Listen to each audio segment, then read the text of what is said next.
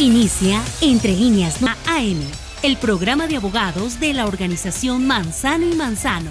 Una visión diferente donde se reflexiona, indagan y analizan los temas de interés general.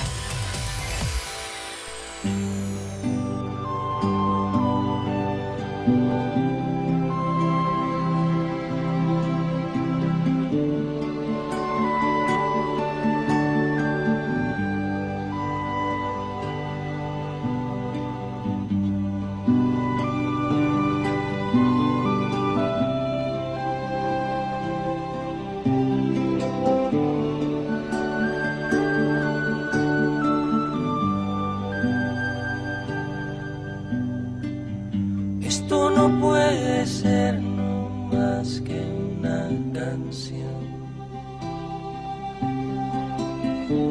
Quisiera fuera una declaración de amor, romántica, sin reparar en formas tales que pongan freno a lo que siento ahora raudales. Muy buenos días a toda nuestra audiencia que nos sintonizan a nivel nacional e internacional por la cadena básica de Todelar con su emisora La Voz de Bogotá. Iniciamos una nueva emisión del programa Entre Líneas de Abogados Organización Manzano y Manzano, hoy 2 de febrero del año 2020. Especial a mi querido y grandioso hermano Sergio Manzano Macías, que se encuentra, o más bien que se encontró de cumpleaños el día de ayer. ¿Podemos decir la edad, Marco? No sé lo que diga Sergio. No. Entonces dejémosle a nuestra audiencia la incógnita de cuántos años estuviste cumpliendo ayer. Y por supuesto te queremos pues desear junto con Joan todo lo mejor del mundo, Sergio, que la vida te siga concediendo cosas muy buenas, que la felicidad y la salud te acompañen por siempre. Y obviamente en compañía de tu hermosa familia que te quiere mucho, y por supuesto no solo tu familia sino tus amigos que te quieren y te adoran por ese grandioso ser humano que eres.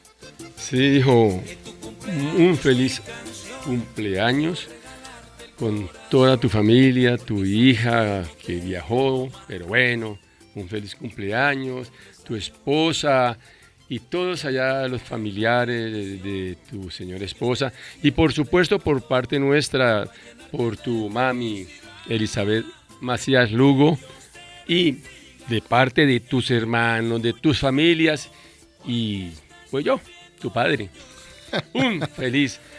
Estoy orgulloso, como estoy orgulloso de todos mis hijos, estoy orgulloso que estés comprometido con las luchas sociales, con las luchas sindicales, que estés metido en la política, que estés al lado de los más necesitados. Estoy orgulloso de eso y espero que sigas así y que seas un ejemplo para toda la juventud. Bueno, papá, hermana, gracias por eso. No lo estaba esperando. Ojalá vieran la cara que tengo acá en cabina. Pero pues nada, gracias y esperemos que sean muchos años más al frente de todas estas causas sociales, de la educación, de la transformación, de la política, de la protección al medio ambiente y a los animales. Así que, pues nada, feliz cumpleaños para mí. Feliz cumpleaños. Yo me sumo a la celebración y espero que la hayas pasado muy bien rodeado de tu familia. Gracias, Jorgito. Bueno, Marco, ahora sí, continuando con el programa, cuéntanos por qué nuevamente escogiste Pablo Milanés para este programa con la canción Yolanda. Muy sencillo, llamaron muchos oyentes que qué canción tan hermosa la de Pablo Milanés, la que tocamos en el programa pasado, y que querían escuchar Yolanda, que es una canción muy hermosa de Pablo Milanés que alcanzamos inclusive a medio cantarla aquí con Sergio, que hizo la primera voz, y entonces esa es la razón del por qué estamos aquí con Yolanda. Esto no puede ser no más que una canción. Quisiera fuera una declaración de amor, romántica, sin reparar en formas tales que pongan freno a lo que siento ahora raudales. Te amo,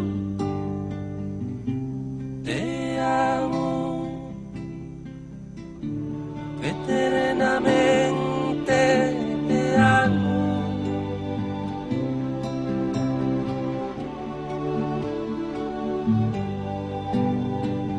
Si me faltas, no voy a morirme. Si de morir quiero que sea contigo. Mi soledad se siente acompañada. Por eso a veces sé que necesito tu mano,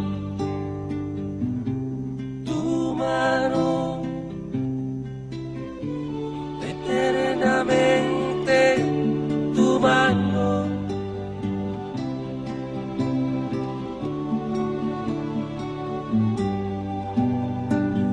Cuando te vi sabía que era cierto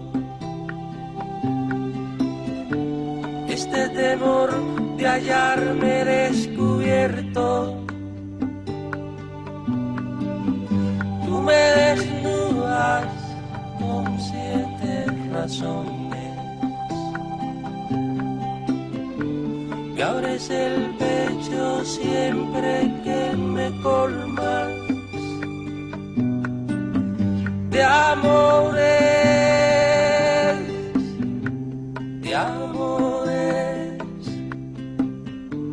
eternamente de amores.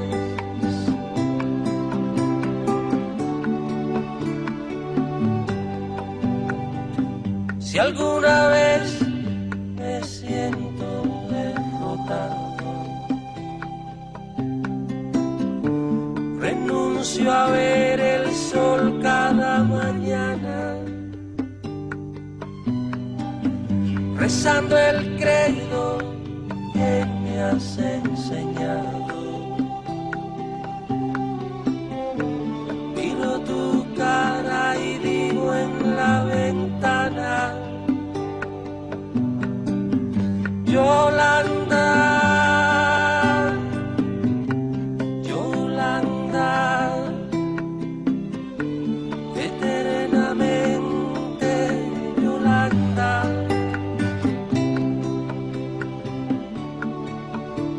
Yolanda,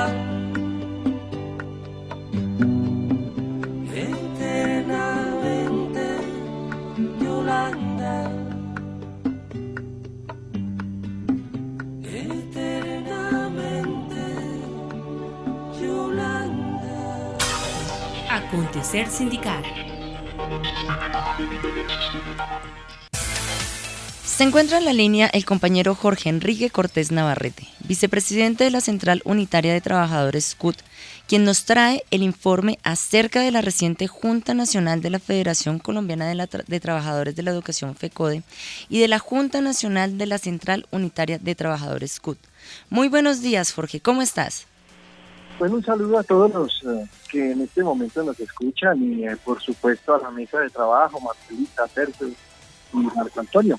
Bueno, no, pues decirles que efectivamente en el transcurso de la semana se desarrolló la Junta Nacional de la CUT con delegaciones de los 32 departamentos y 16 organizaciones sindicales nacionales.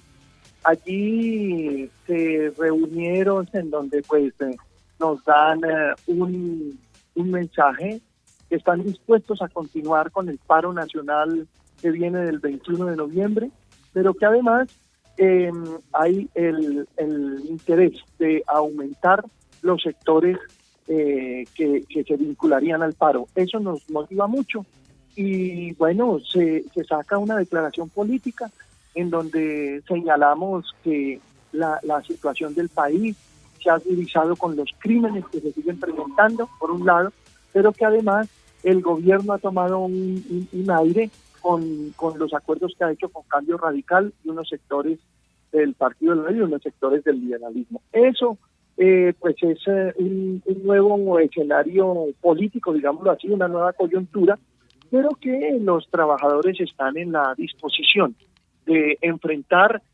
máxime que esta semana el gobierno nacional hizo público lo que siempre había negado, que es la reforma laboral y pensional. Entonces, lo que se plantea es que vamos a trabajar en todo el país el paro que estaríamos desarrollando seguramente en marzo, una vez ya el Parlamento se abra nuevamente a trabajar este año y se radiquen ya esos proyectos de ley. Y en FECODE, con una audiencia de más de 350 compañeros, porque asistieron en plenaria las juntas directivas de todos los departamentos, pues allí se abordaron los temas álgidos que tiene el magisterio. Uno, lo que tiene que ver con salud, en donde pues es un problema que tiene que ser abordado y definido por el gobierno nacional. Dos, el problema del estatuto docente único, en donde se plantea que el gobierno nacional tiene que darle solución al estatuto docente único y a los atenches. Y tres, lo que tiene que ver con el sistema general de participaciones. Todo esto se enmarca dentro de la casuística del paro nacional indefinido que viene desde el 21N. Y bueno, el gobierno nacional ha llamado a negociación. Nosotros le decimos que la negociación tiene que hacerse la próxima semana. Y entonces, bueno, pues estamos en esa situación, estamos moviendo a los trabajadores, a todos los sectores que están alrededor de la educación, para mirar cómo articulamos de la mejor forma a los distintos sectores poblacionales para jalonar un paro nacional a mediados de marzo, de tal forma que el gobierno se siente en la obligación de negociar. Nosotros no vamos a aceptar lo que plantea el gobierno, que son conversaciones. Nosotros necesitamos que esos puntos que están en los tres ejes sean resueltos en beneficio de los trabajadores colombianos. Esa es como la síntesis de estos dos grandes eventos que se hicieron en la semana que termina. Bueno, compañero Jorge Enrique Cortés Navarrete, vicepresidente de la Central Unitaria de Trabajadores CUT. Requerimos hacerte una pregunta y es respecto a los últimos acontecimientos que, sin haber abierto todavía el Senado de la República, el magisterio colombiano ya cuenta con un representante precisamente de sus líderes, y estamos hablando del compañero Jorge Guevara. Así que, ¿qué podríamos decirle a nuestra audiencia acerca de esto que sucedió? Pues con el lamentable hecho de la salida del senador Mocus, a quien le mandamos también desde estos micrófonos un abrazo, pero ahora esa ganancia para el magisterio colombiano. Sí, nosotros efectivamente lamentamos la salida del compañero Antanas Mocus del Senado de la República, porque se pierde un importante senador. Nosotros efectivamente tenemos una demanda contra el fraude que hicieron Cristianos Alianza Justas y Libres, que son los cristianos, de los pastores cristianos. Nosotros tenemos una demanda y estábamos esperando era que nos hallara esa demanda, porque por esta vía entra Guevara y sale Mocus, pues perdemos un senador. Nosotros esperábamos era ganar un senador. Pues bien, con toda la, digamos, el sinsabor que nos genera la salida de Antanas Mocus, pues para los maestros nos genera gran alegría que entre Jorge Guevara, por una sencilla razón. Es un hombre que es de las entrañas de la Federación Colombiana de Educadores, ha sido presidente de la federación, ha sido presidente de sindicato regional, AICA, en Caquetá, pero además porque conoce el desarrollo y el desenvolvimiento del Senado de la República, y sabemos que él adentro puede hacer un trabajo muy importante en beneficio precisamente del Sistema General de Participaciones, precisamente del Estatuto Docente Único. Para nosotros, la llegada de Guevara es de gran importancia y nos genera grandes expectativas, porque nosotros conocemos sus calidades y sabemos de la capacidad que tiene para lograr algunos acuerdos, y que se van a traducir en beneficio de la educación pública colombiana. Entonces, para nosotros es muy importante. Saludamos la llegada de Jorge Guevara al Senado de la República. Qué bien, Jorgito. Un último mensaje que quieras transmitirle a nuestra audiencia antes de despedirte. Bueno, decirle a los compañeros, a la audiencia en general, que estamos comprometidos con un trabajo este año muy importante y que nos vamos a desplazar a todas las regiones del país para impulsar lo que tiene que ver con el paro nacional indefinido, pero dentro de los puntos se encuentran también reivindicaciones muy importantes para la educación colombiana. A eso le vamos a jugar y esperamos que entonces en las distintas regiones nos convoquen las reuniones para nosotros ir y hacer ese trabajo por los municipios y por las capitales del país. Jorge, muchísimas gracias por tu información y por siempre estar presto a la participación en el programa. Que tengas una feliz mañana. Muchas gracias, lo mismo, que pasen un feliz domingo. Escuche todos los domingos de 7 a 8 de la mañana en La Voz de Bogotá, Entre Líneas 930 AM. Un programa de abogados, Organización Manzano y Manzano. Entérese del acontecer jurídico, político, social, cultural y sindical. Entre Líneas 930 AM, una visión diferente donde se reflexiona, indagan y analizan los temas de interés general. Entre Líneas 930 AM. Acontecer social.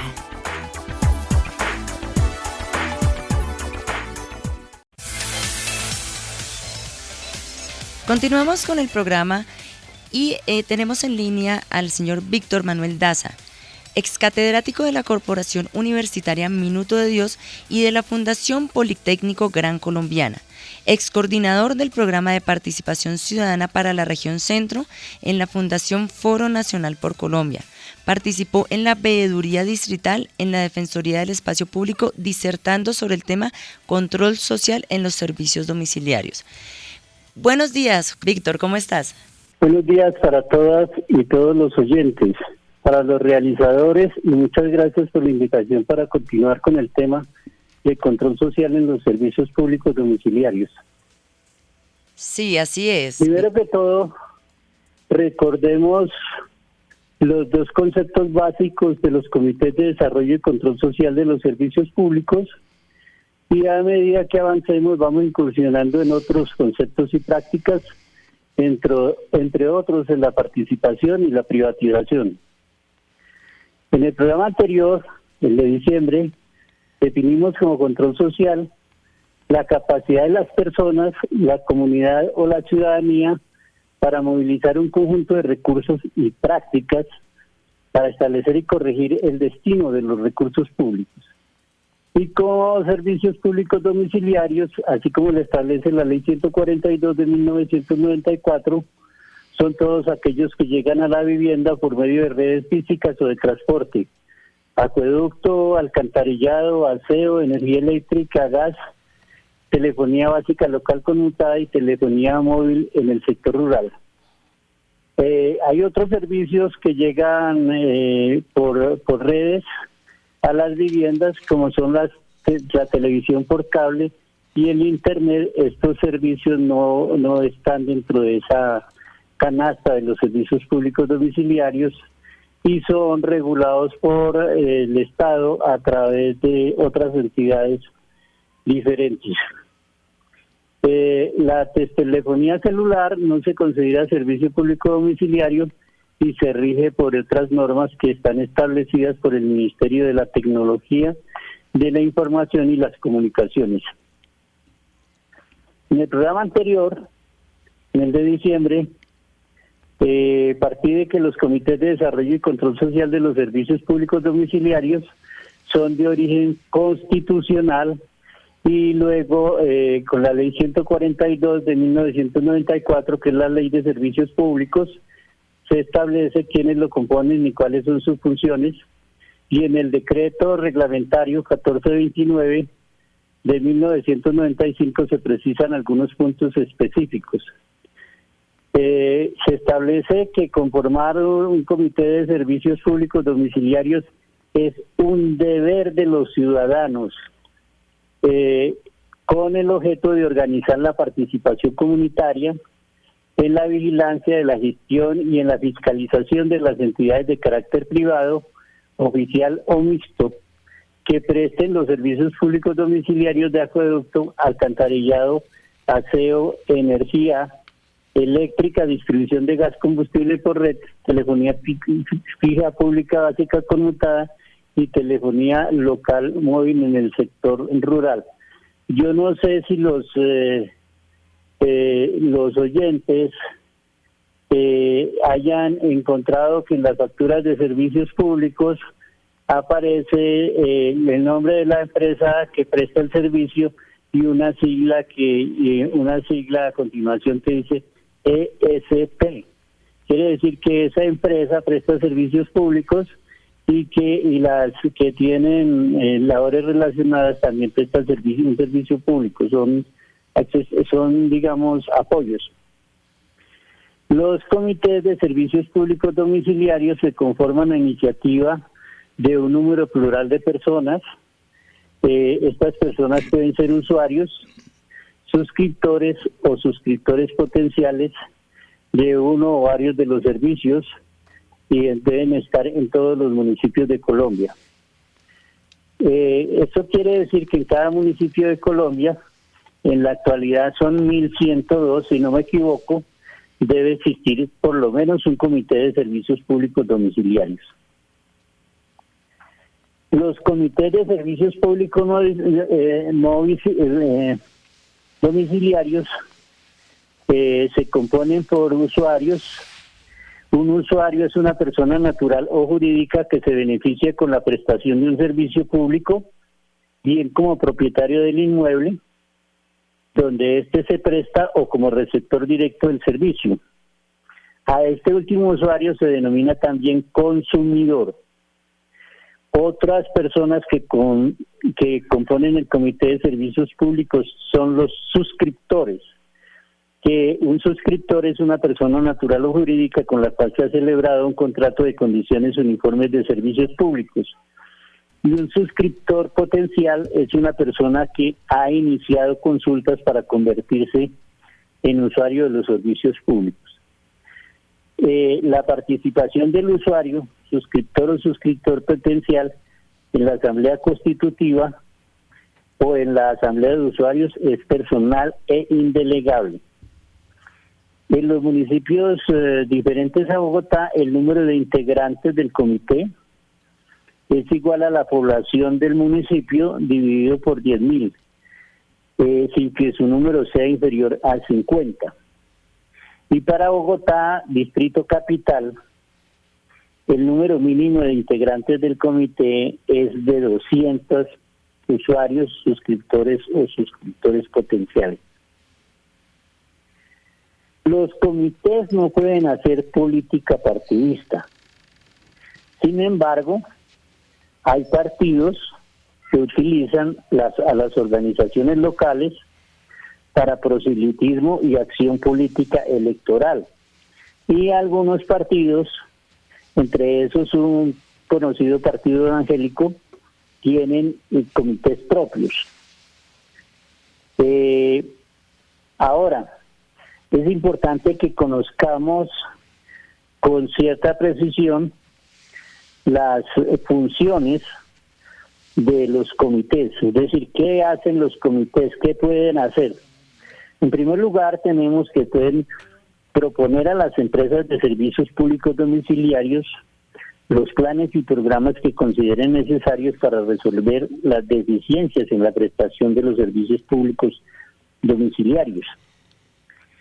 Procurar que la comunidad aporte los recursos necesarios para la expansión o el mejoramiento de los servicios públicos domiciliarios en concertación con las empresas prestadoras y los municipios. También pueden solicitar la modificación o reforma de las decisiones que se adopten en materia de estratificación. Y además de eso, estudiar y analizar el monto de los subsidios que debe conceder el municipio con sus recursos presupuestales a los usuarios de bajos ingresos. pueden examinar los criterios y mecanismos de reparto de los subsidios y proponer las medidas que sean pertinentes para ese efecto. En esta partecita que acabo de leer aparecen claros unos elementos que tienen que ver con proponer planes y programas, procurar que la comunidad aporte los recursos necesarios para la expansión, y otro que es la que tiene que ver con la estratificación. Eso es un punto muy importante porque eso tiene que ver con los subsidios. Estas funciones las vemos claramente asociadas al desarrollo. He entendido que el desarrollo es el paso de una situación inicial a una situación final, en donde la situación final es mejor que la situación inicial. En términos prosaicos es pasar de alumbrarse con velas a pasar de alumbrarse con velas a alumbrarse con energía eléctrica que llega por redes y se alumbra con focos o bombillas, y además se puede utilizar para cocinar, lavar la ropa y enfriar. Y así en todos los servicios. Por ejemplo, es diferente una comunidad que tiene que ir a traer el agua al río para hervirla y para hacer los alimentos, que una comunidad a la que le llegue el agua potable por una red. Agradecemos al compañero Víctor por su intervención y continuaremos en próximos programas ampliando este tema. Muchas gracias. Bueno, Víctor, que tengas una feliz mañana, que estés muy bien. Muchas gracias, después continuamos. Claro que sí. Escuche todos los domingos de 7 a 8 de la mañana en La Voz de Bogotá, Entre Líneas 930 AM. Un programa de abogados, organización Manzano y Manzano. Entérese del acontecer jurídico, político, social, cultural y sindical. Entre Líneas 930 AM, una visión diferente donde se reflexiona, indagan y analizan los temas de interés general. Entre Líneas 930 AM. Acontecer político.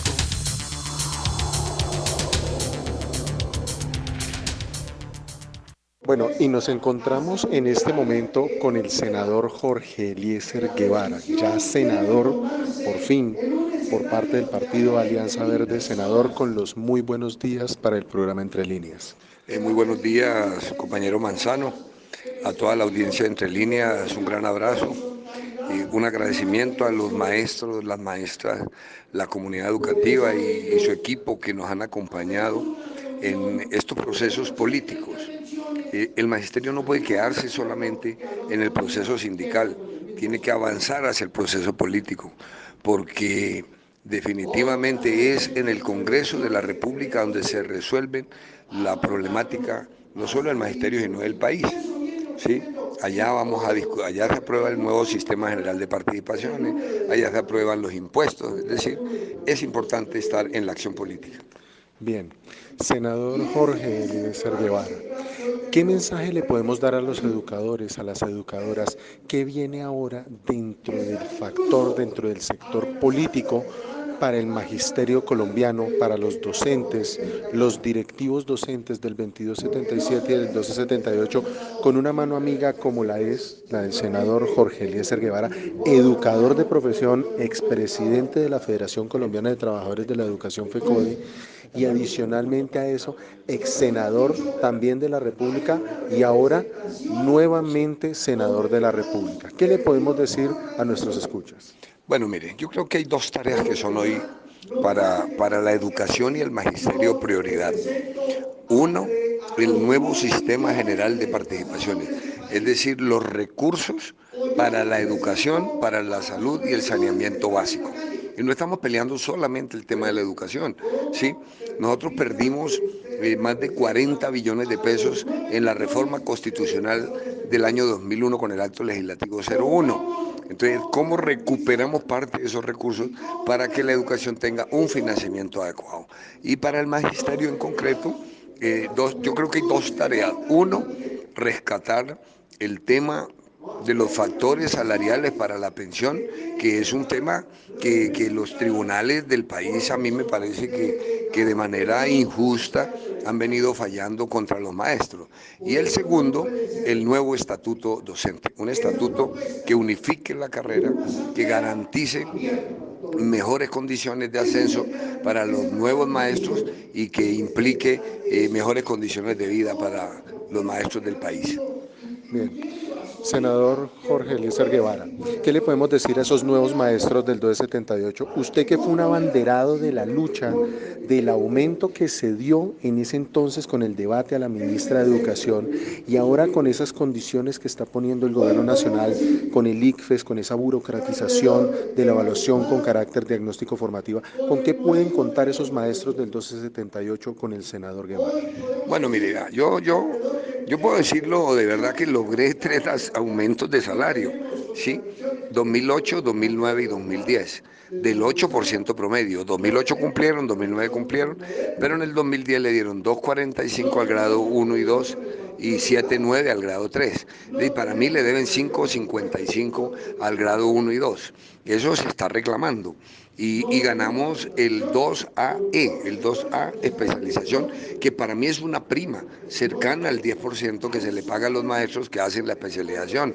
Luego FECODE ganó el 2AM, el 2A maestría, que le da hoy el 15% de sobresueldo al maestro que cursa ese posgrado. Entonces vamos a seguir trabajando para rescatar ese 5.55. Yo sigo peleando eso. Para mí eso es una deuda del gobierno nacional con los maestros. Y segundo, a mí me parece que hay otras cosas en las cuales el magisterio del 1278 está en condiciones de inferioridad. Por ejemplo, la compatibilidad entre pensión y salario. Yo creería que un maestro no puede irse a los 55 años, está en su mejor etapa productiva, ¿cierto? Y los maestros antiguos tienen esa posibilidad de la compatibilidad. Yo creo que esa sería una cosa que pudiéramos mirar. Y a mí siempre me ha parecido injusto algo, supremamente injusto, que un normalista que en la tabla, en el escalafón del Estatuto 1278, debe estar en el grado 1, o un licenciado que está en el grado 2, o uno que cursa maestría está en el 3, el normalista hace la licenciatura y sigue en el 1. Para mí debería saltar automáticamente al 2 porque ganó el estatus jurídico para ir al grado 2. El que tiene la licenciatura y obtiene una maestría, llamémoslo así, por estructura del escalafón, debe ubicarse en el 3. ¿Por qué tiene que concursar? Yo no entiendo, ¿sí? Entonces yo tuve ese proyecto de ley, pero ese proyecto, como en esos días no volví al Senado, entonces se hundió. Vamos a trabajar ese proyecto de ley que me parece muy importante y bueno, habrá nuevas acciones, acompañar a FECODE en la negociación y estar muy cerca de todo este proceso de movilización social. Y vamos a trabajar por una amplia convergencia para ganar la presidencia de la República en 2 años. Bien, así que, senador Guevara, un amigo de los docentes del 2277, del 278, de precisamente estar de la mano con la educación para que los docentes asciendan por títulos, por experiencia, y obviamente esto seguramente va a requerir una mayor intervención de otros agentes políticos y todo esto. Senador Guevara, un último mensaje para los maestros, las maestras, para los directivos docentes, para la comunidad educativa en general. Bueno, yo creo que hay que seguir en esta protesta social pacífica sin capucha, por supuesto, ¿sí? Vamos a decirle al país, el país no puede soportar la capucha, ¿sí? No aceptamos los encapuchados en la marcha, no aceptamos los vándalos en la marcha. El magisterio ha marchado históricamente sin sin dañar un inmueble, sin pintar un monumento, ¿sí? Nos parece que esos son propiedad de todos y no pueden sufrir. Vamos a seguir en la movilización, vamos a acompañar a FECODE y los maestros tienen que echarle una mirada a la opción política. Mire, yo tengo un gran dolor.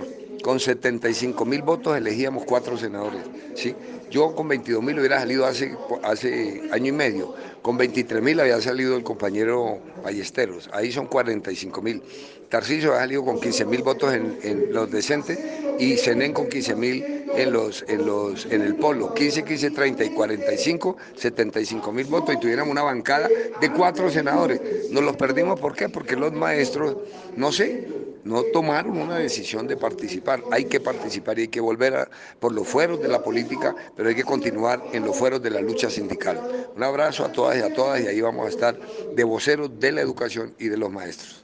Muy bien, ese fue el senador Jorge Eliezer Guevara, acá precisamente desde la Junta Nacional de la Federación Colombiana de Trabajadores de la Educación FECODE. Avanzamos. Escuche todos los domingos de 7 a 8 de la mañana en La Voz de Bogotá, Entre Líneas 930 AM. Un programa de abogados, Organización Manzano y Manzano. Entérese del acontecer jurídico, político, social, cultural y sindical. Entre Líneas 930 AM, una visión diferente donde se reflexiona, indagan y analizan los temas de interés general. Entre Líneas 930 AM.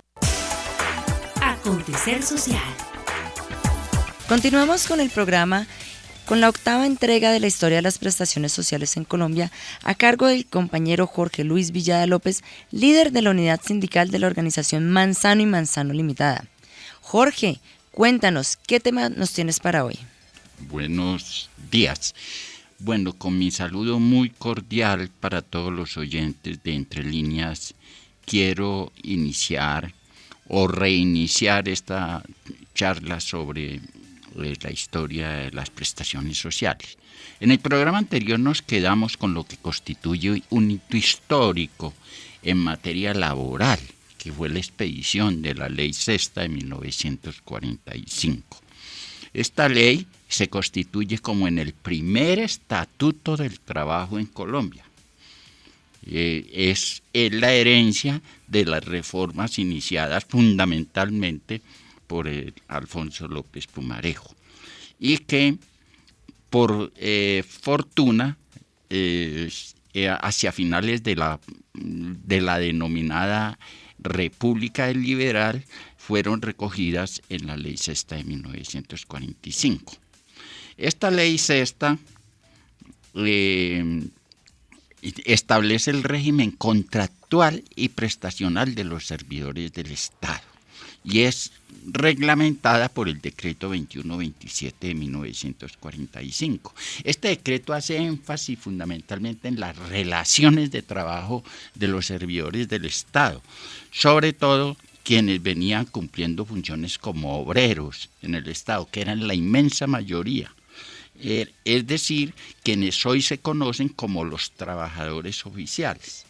Los empleados públicos eran menos, los trabajadores oficiales eran la inmensa mayoría y para ello se estableció el régimen de prestaciones, que yo voy a resumir en lo siguiente. El artículo 17 de la Ley Sexta del 45 establece como prestaciones el auxilio de cesantía.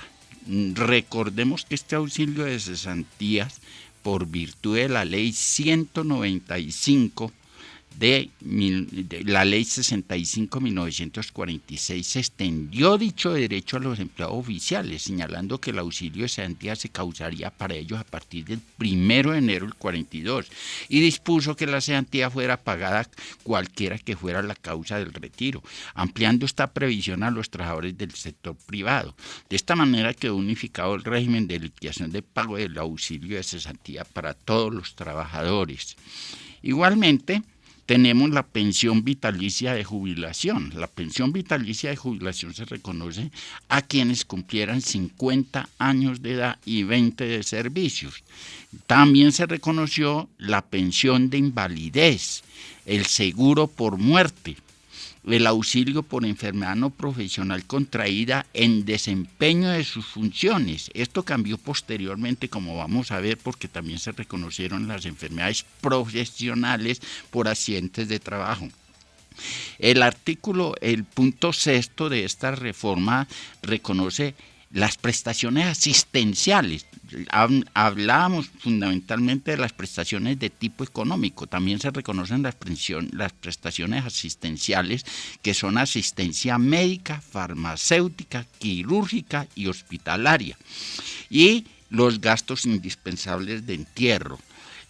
El artículo 18 de la Ley Sexta también determina el gobierno nacional procederá a organizar la Caja Nacional de Provisión Social de los empleados y obreros nacionales antes del 1 de julio del 45, que se hará cargo de las prestaciones sociales relacionadas en el artículo anterior. Así nace la Caja Nacional de Previsión, que duró hasta cuando, por virtud o por determinación de la Ley 100, se declaró su insolvencia, y de ahí nació Colpensiones posteriormente y la nueva EPS.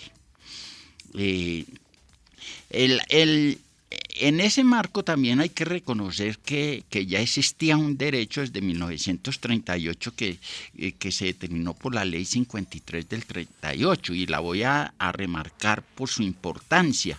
Se reconoció por primera vez en Colombia la protección a la maternidad de las mujeres trabajadoras en oficinas y empresas de carácter oficial o particular. Con ocasión del parto se adquirió el derecho a la licencia remunerada de 8 semanas. Hoy en día está en 14. Además, se prohibió el despido durante el embarazo y el tiempo de lactancia. Hoy también, por mandato de la Corte Constitucional, se dijo que una mujer embarazada no se puede despedir, es decir, existe un fuero a la maternidad, así como el derecho de disponer de 15 o 20 minutos cada 3 horas para lactar. Se prohibió el empleo de las mujeres en trabajos insalubres o peligrosos, o que requerían esfuerzos, y en trabajos nocturnos que se prolongaran por más de 5 horas en horas nocturnas.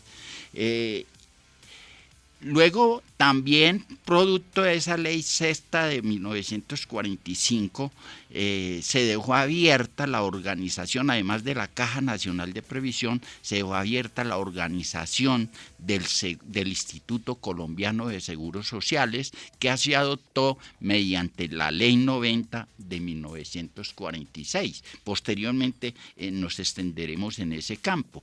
También, en 1950 se decretó el marco institucional del derecho laboral individual y colectivo para el sector privado. Con eso se completan las normas que tienen que ver con el Estatuto del Trabajo. Este estatuto o régimen laboral se estableció en 1950 con la adopción del Código Sustantivo del Trabajo, mediante los decretos 2663 y 3743 de 1950, decretos de estado de sitio que fueron ratificados por la Ley 141 de 1961 como legislación permanente. ¿Qué tenían el problema de los decretos de estado de sitio? Pues que si en algún momento se levantaba el estado de sitio, esos decretos se caían. Y por lo tanto fue preciso despedir la Ley 141 que la declarara como legislación permanente. Hay que señalar que a finales de los años 40 se produjo el asesinato de Jorge Eliezer Gaitán y el marginamiento del Partido Liberal de las elecciones en 1950, por lo tanto volvió prácticamente con más fuerza el Partido Conservador al gobierno, y se agudizó la violencia que duró hasta 1958, cuando se creó el Frente Nacional.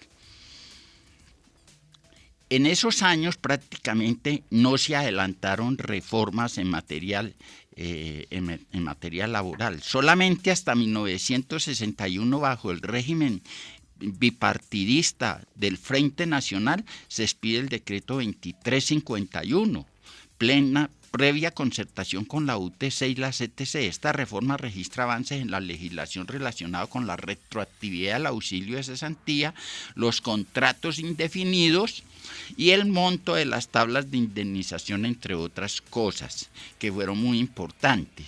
El régimen de clasificación que ya habíamos hablado que la mayoría eran trabajadores oficiales, el régimen de clasificación y de prestaciones sociales estuvo vigente para los empleados y trabajadores del nivel nacional hasta la expedición del decreto 3135 del 68 y su reglamentario el 1848 del 69.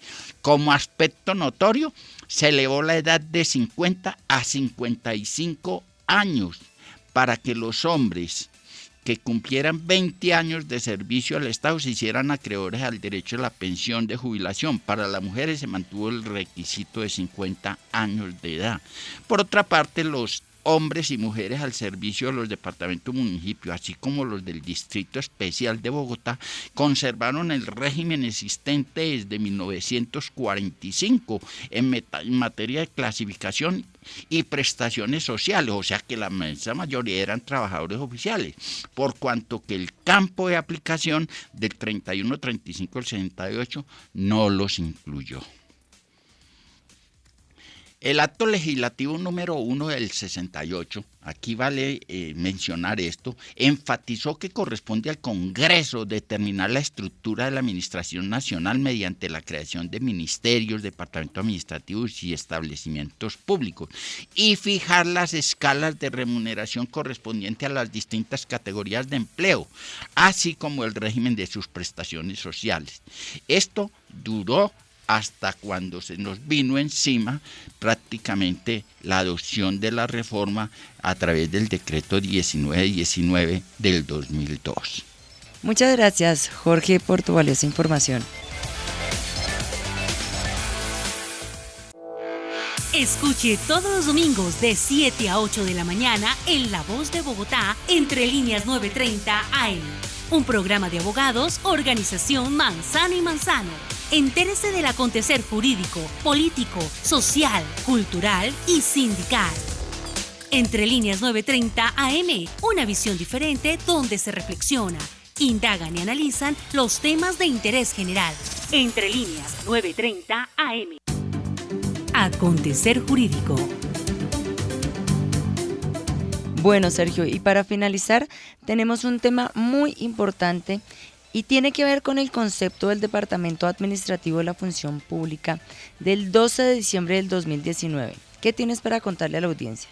Bueno, en el programa anterior tuvimos la participación del presidente de la Federación Nacional de Directivos Docentes de Colombia, FENDIDOC, el compañero José Ignacio Saavedra, quien nos explicó todo lo que ha hecho la federación, así como lo ha hecho FECODE también con un memorial que le llegó al Ministerio de Educación Nacional para que fueran reconocidos algunos factores salariales en el tema de las pensiones, como quiera que, producto de la sentencia de unificación de la errada, decimos acá entre comillas, sentencia de unificación del 25 de abril de 2019 por parte de la sección segunda del Consejo de Estado, se eliminaron todos los factores salariales que no estuviesen en el artículo primero de la Ley 62 de 1985. Eso significa que para el sector de los docentes ese artículo solamente tiene asignación básica y horas extras. Eso lo hemos explicado acá hasta la saciedad.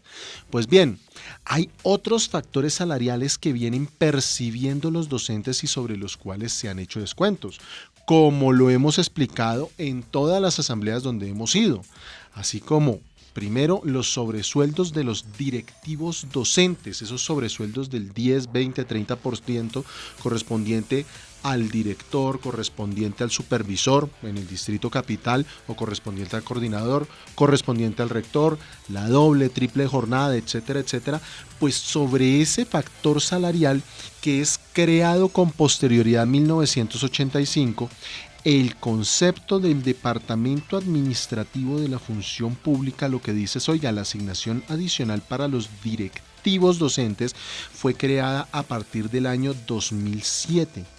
Bien para los docentes del 2277, bien para los docentes del 1278. Y por ende, sobre estos factores, sobre estos sobresueldos, estas asignaciones adicionales, se hacen aportes con destino a pensión. Primer evento. Segundo evento, se habla acerca de la bonificación, llamada bonificación mensual o bonificación decreto. ¿Qué es? Nada más y nada menos que los aumentos adicionales que ha logrado, producto del paro por parte de los educadores, gerenciado por la Federación Nacional de Trabajadores de la Educación FECODE, un aumento adicional al aumento que le dan a todos los empleados públicos, y el gobierno nacional se complicó. Entonces, ¿qué hace? En vez de hacer el aumento en un solo decreto, como lo hace el Departamento Administrativo de la Función Pública, hace dos decretos. Uno que elabora el Departamento Administrativo y otro que elabora el Ministerio de Educación con asocio Ministerio de Hacienda. Sin embargo, esa bonificación mensual quedó consagrado en el artículo 1 de esos decretos que vienen desde el 2014, que constituye factor salarial para todos los efectos legales. Segundo caso. Tercer caso, la llamada bonificación pedagógica. Y esa bonificación pedagógica que no le corresponde a ningún abogado, ¿no es cierto, Marco? Esa es una bonificación de FECODE, del Magisterio, de Fendidoc. Yo creo que hay que dejarlo claro porque escuché por ahí un abogado diciendo que gracias a él se la habían ganado. No, eso se la ganaron los maestros. Es que esto es producto de la tendencia que se dio en algún momento donde prácticamente el abogado hacía todo y la federación y los sindicatos quedaban relegados. Es decir, se invirtió la pirámide, por decirlo así, se invirtió la torta, como se le quiera llamar, y entonces ya la presencia del sindicato, de los trabajadores, como que no contaba. Eso es producto justamente de lo que tú señalas. De ese efecto. Esa bonificación pedagógica que la crea el decreto 2354 de 2018, Marcela, de diciembre del 2018, 18 de diciembre del 2018, que se empieza a pagar en diciembre del 2018, también establece que constituye factor salarial para todos los efectos legales y prestacionales. Ahora, lo que establece el concepto en una pregunta que le hace precisamente el jefe de la oficina jurídica del Ministerio de Educación Nacional al Departamento Administrativo de la Función Pública, le dice, oiga, venga, pero si sobre estos hacen los descuentos, ¿los sacamos o no los sacamos? Lo que concluye este concepto, que está firmado por el director de desarrollo organizacional, es que en criterio de ese departamento, que es el que maneja todo el tema salarial y prestacional en el país, casi nada, dice que la pensión se debe liquidar teniendo en cuenta, dice, únicamente los aportes sobre los cuales cotizó el beneficiario. Eso significa, para este funcionario, que si bien la ley 62 del 85 y el decreto 1158 del 94, el primero que se le aplica a los docentes del 2277 y el segundo que se le aplica a los docentes del 1278 para sus cotizaciones, a los cuales hace referencia la sentencia de unificación, son anteriores a las normas salariales que crearon las asignaciones adicionales, asignaciones como lo vimos, los sobresueldos de dirección, la bonificación mensual y la bonificación pedagógica como elemento o factor de salario para todos los efectos legales, incluido el pago al sistema de seguridad social. Así que, ¿eso qué significa? Básicamente lo que está diciendo aquí es, inclúyalos. Hace falta ver si los va a incluir el Ministerio de Educación Nacional a través del Fondo Nacional de Prestaciones Sociales del Magisterio. Como le hemos dicho a los maestros, los docentes que fueron pensionados, bien sea por jubilación, bien sea por invalidez, después del 25 de abril de 2019, tienen que hacer revisar su resolución de un abogado. Tienen que hacerla revisar. ¿Por qué? Porque o bien no les incluyeron estos factores salariales, o bien, como está ocurriendo en el departamento de Casanare, no les incluyen las horas extras sabatinas, o bien porque en las pensiones de invalidez para los maestros del 2277 no les incluyen ningún factor salarial, o bien porque siendo pensión de invalidez de origen profesional o accidente laboral para los docentes del 1278 se la liquidan con la ley 100 de 1993. En esos eventos tenemos que demandar. Pero, ojo, factor salarial, prima de vacaciones, factor salarial, prima de Navidad, prima legal de servicios, esos creo que los tenemos en discusión, excepto en Bogotá. Bogotá sí, prima de vacaciones. Bogotá, la prima de vacaciones, Marcos, extrañamente nos dimos cuenta que cotiza para pensión. Así que esta es una buena tesis para decir que el decreto que creó la prima de vacaciones es posterior a estas dos normas y por ende también tendría que hacer parte. Eso puede ser una salida salomónica también que puede beneficiar al magisterio colombiano. Sí, y nos dimos cuenta justamente cuando presentamos las primeras demandas que señalamos que se incluyeran los factores salariales a los docentes del 2277, porque allí, mirando el desprendible de pago, mirando la certificación de los factores salariales que expedía la Secretaría de Educación, aparecía que esa prima que tú señalas sí cotizaba para pensiones. Eso fue en el año 2004, las primeras demandas que presentamos de eso. No 2010 como nos dijeron, desde el 2004 demandamos eso. Entre líneas, 9:30 AM. Esto no puede ser no más que una canción. Bueno, finalizamos el programa y si usted quiere escuchar nuevamente, puede hacerlo ingresando a www.abogadosomm.com. Hoy con la dirección del doctor Marco Antonio Manzano y la participación de Sergio Manzano Macías, Jorge Luis Villada y la conducción de quienes habla Marcela Manzano Macías. Yolanda, Yolanda, eternamente Yolanda,